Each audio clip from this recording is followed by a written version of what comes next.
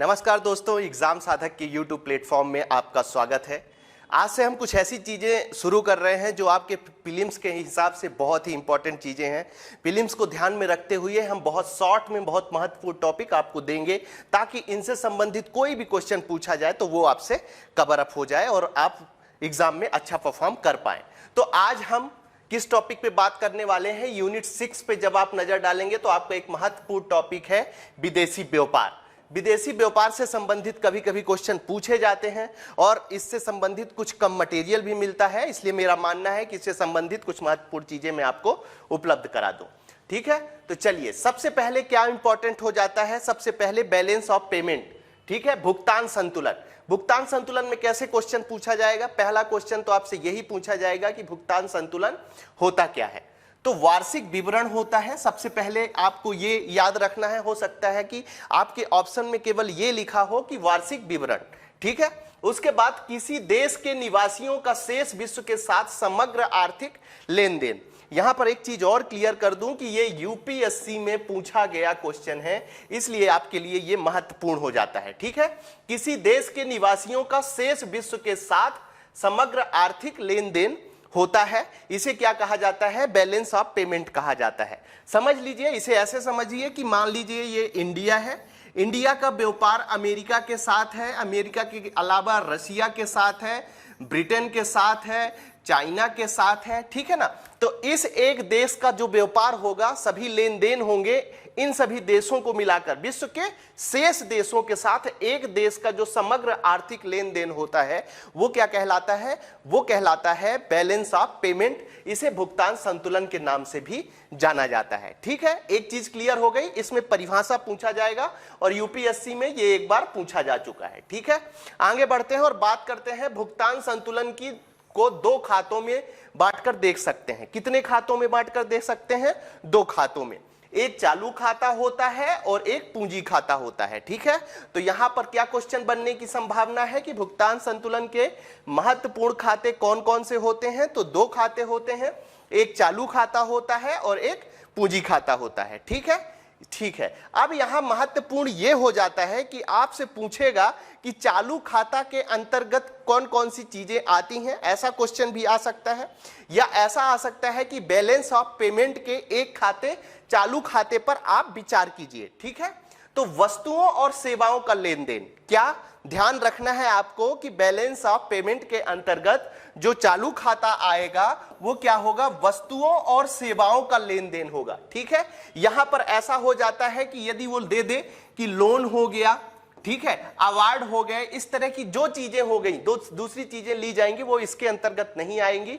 चालू खाते के अंतर्गत केवल वस्तुओं और सेवाओं का लेन देन ही शामिल किया जाता है। ठीक है, फिर दो मदों का लेखांकन किया जाता है चालू खाते के अंतर्गत। कितने मदों का? दो मदों का। एक दृश्य मद होता है और दूसरा अदृश्य मद होता है। ठीक है, दृश्य मद के अंतर्गत क्या क्या होता है? वस्तुओं का आयात एवं निर्यात दर्ज किया जाता है। किसी भी तरह की वस्तुओं का जो आयात होता है उसे दर्ज किया जाता है और जो निर्यात होता है उसे दर्ज किया जाता है। यह सारा लेखांकन किसके अंतर्गत आएगा? तो चालू खाते के अंतर्गत आएगा। ठीक है, तो हो सकता है आपसे पूछ ले या स्टेटमेंट में दे दे कि चालू खाते के अंदर वस्तुओं का आयात एवं निर्यात दर्ज किया जाता है, तो वो ऑप्शन क्या होगा? वो स्टेटमेंट बिल्कुल सही माना जाएगा। ठीक है, आगे बढ़ते हैं। अदृश्य मदों के अंतर्गत कौन कौन सी चीजें होती हैं? तो सेवाओं से संबंधित चीजें चालू खाते के अंतर्गत आती हैं। अन्य आय जो होते हैं उससे संबंधित चीजें चालू खाते के अंतर्गत आती हैं, और जो खर्च होते हैं, ठीक है, वो सारी चीजें अदृश्य मदों के अंतर्गत आती हैं। यहां पर दृश्य और अदृश्य का मतलब तो आप लोग समझ रहे होंगे। दृश्य का मतलब क्या है? जिसे आप स्पर्श कर सकते हैं। ठीक है, और सेवा का मतलब क्या है? जिसे आप महसूस कर सकते हैं। ठीक है, कई तरह की सेवाएं होती हैं, बैंकिंग से संबंधित, यातायात से संबंधित बहुत सारी सेवाएं होती हैं। तो इस तरह से संबंधित जो अदृश्य मद होते हैं वो किसके अंतर्गत आते हैं? चालू खाते के अंतर्गत आते हैं। ठीक है, आगे बढ़ते हैं पूंजी खाते की। हमने आपको बताया था कि बैलेंस ऑफ पेमेंट के बीओपी के दो खाते होते हैं, एक चालू खाता होता है और एक पूंजी खाता होता है।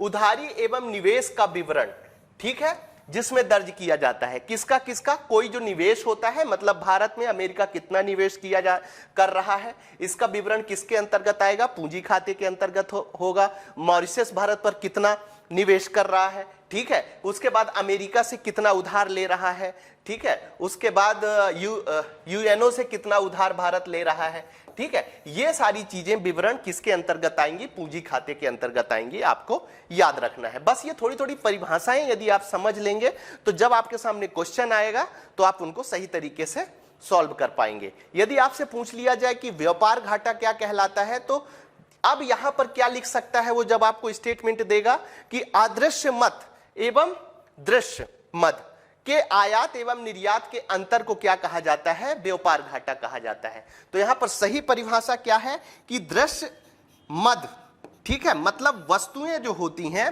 उनका जो आयात निर्यात होगा और उनके बीच में जो अंतर होगा वो क्या कहलाएगा, व्यापार घाटा कहलाएगा। इसका सीधा सा मतलब है कि यदि आयात किसी वस्तु का ज्यादा हो रहा है और उसकी तुलना में उस देश में निर्यात कम हो रहा है तो ये क्या कहलाएगा, व्यापार घाटा होगा।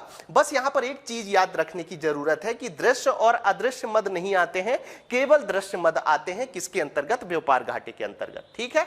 अब भुगतान संतुलन में असंतुलन को दूर करने के कौन कौन से प्रमुख उपाय हैं, ठीक है।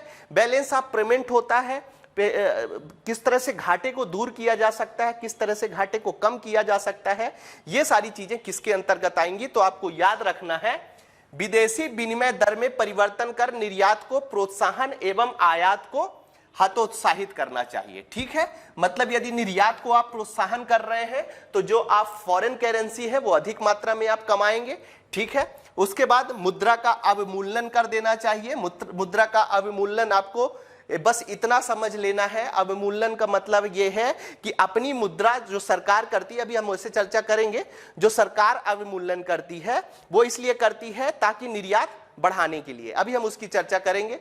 राजकोषीय घाटे में कमी की जाए, ठीक है, मंत्री मिनिस्टर के जो खर्चे हैं या जो अन्य खर्चे हैं, योजनाएं हैं, उनमें पैसा कम किया जाए।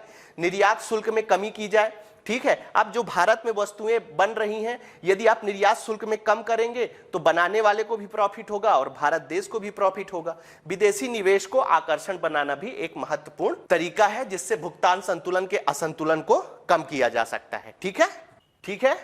चलिए अब आगे बढ़ते हैं और बात करते हैं भारत में विदेशी निवेश की, ठीक है। भारत में विदेशी निवेश का मतलब तो आप समझ गए होंगे, सीधी सी बात है। भारत में भी मतलब भारतीय भी निवेश करते हैं, लेकिन अभी हम बात किससे कर रहे हैं, जो विदेशों से निवेश होता है उसके बारे में बात कर रहे हैं, ठीक है। तो ये दो तरह के होते हैं, एफपीआई होता है, एक फॉरेन पोर्टफोलियो इन्वेस्टमेंट होता है, और एक होता है एफडीआई, ठीक है, फॉरेन डायरेक्ट इन्वेस्टमेंट, इसके अंतर्गत शामिल किया जाता है। ये दोनों होते हैं निवेश, ठीक है।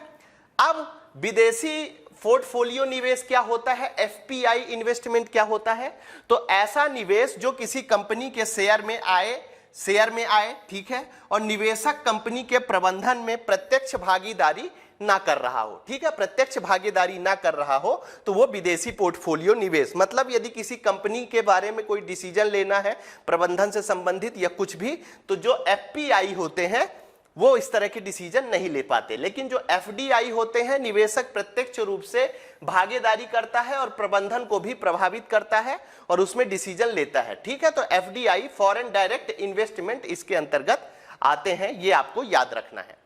आगे बढ़ते हैं, एफडीआई दो प्रकार के होते हैं, यहां केवल शब्द देकर आपसे पूछा जा सकता है। ग्रीनफील्ड एफडीआई कौन होते हैं, तो जब निवेशक बिल्कुल नई कंपनी की स्थापना करता हो और ऐसे निवेश को, मतलब नई कंपनी के लिए जो निवेश किया जाता है उसे ग्रीनफील्ड एफडीआई कहा जाता है।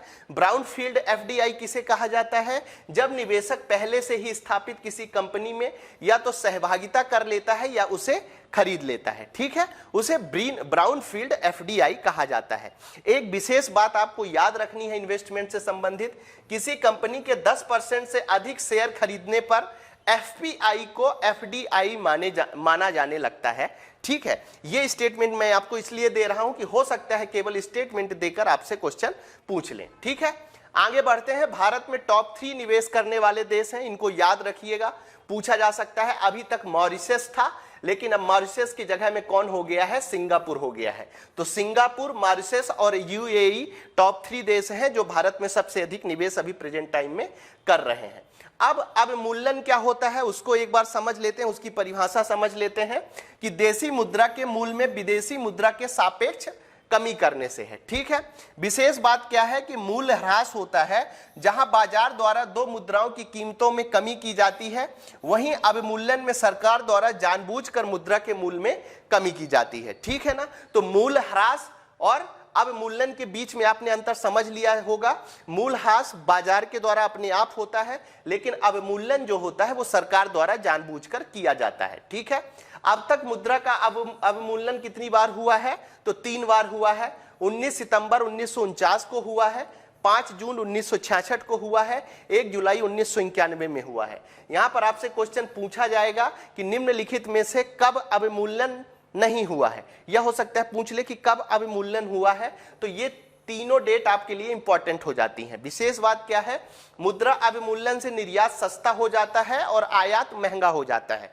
अब आपको जब स्टेटमेंट यहां पर दिया जाएगा तो क्या दिया जाएगा कि मुद्रा अवमूल्यन से आयात सस्ता हो जाता है और निर्यात महंगा हो जाता है। ठीक है, मतलब यहां जहां निर्यात लिखा हुआ है वहां आयात लिख देंगे और जहां आयात लिखा हुआ है वहां निर्यात लिख देंगे। तो इस स्टेटमेंट को बड़े ध्यान से याद रखना है। विनिमय दर की बात कर लेते हैं तो दो देशों के मुद्राओं के आपसी परिवर्तन की दर, ठीक है ना, क्या कहलाती है, एक्सचेंज रेट कहलाती है। जैसे अभी $1 कितना है, 80-81 रुपए जो भी चल रहा होगा, तो ये क्या कहलाता है, एक्सचेंज रेट कहलाता है, विनिमय दर कहलाती है। ठीक है, विनिमय दर का निर्धारण देश के अंदर विदेशी मुद्रा की मांग एवं पूर्ति से होता है, ना कि अंतरराष्ट्रीय बाजार में। ठीक है, मतलब विनिमय दर किससे संबंधित होता है, जो अपनी लोकल बाजार होती है, एक देश की बाजार होती है, उससे संबंधित होता है विनिमय दर। ठीक है, तो देखिए विदेशी व्यापार से संबंधित जो महत्वपूर्ण चीजें थी वो मैंने आपको दे दी। ठीक है, इनको ध्यान से पढ़िए और अपने एग्जाम में अच्छे नंबर लाइए। आप सभी को उज्जवल भविष्य की शुभकामनाओं के साथ आज की क्लास समाप्त करते हैं। धन्यवाद।